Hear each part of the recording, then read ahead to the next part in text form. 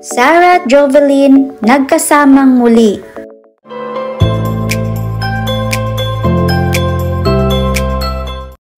Sa pagbabalik ni Sarah sa trabaho as a flight attendant, ay hindi na ito nakikitang lumalabas kasama sina Jovelyn at mga kaibigan nito gaya ng mga nakaraang buwan.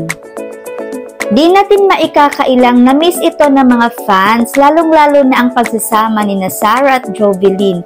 At sa IG story ni Sarah ay may pakiusap ito sa mga fans na respetuhin yung mga taong mahal niya at yung mga taong mahal siya mula noon hanggang ngayon.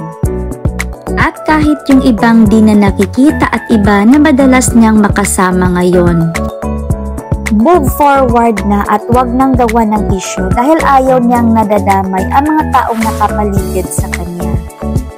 At respetuhin ang buhay nila. Dahil para kay Sarah, na-appreciate niya ang mga ito dahil sa oras at effort na binigay sa kanya para marating kung ano siya ngayon. Ang pagbabalik ni Sarah ngayon sa trabaho ay ibang-iba na sa dati dahil may amara na naghihintay sa kanya na kailangan niyang bigyan ng oras.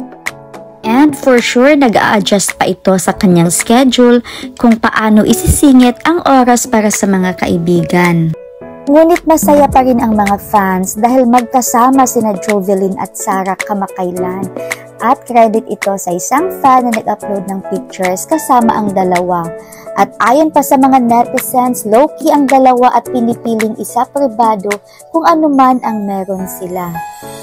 Ang mahalaga ngayon ay okay na si Mami P at moving forward for the future. At kung mapapansin nyo ang kanyang TikTok account ay nagbago na ang kanyang username.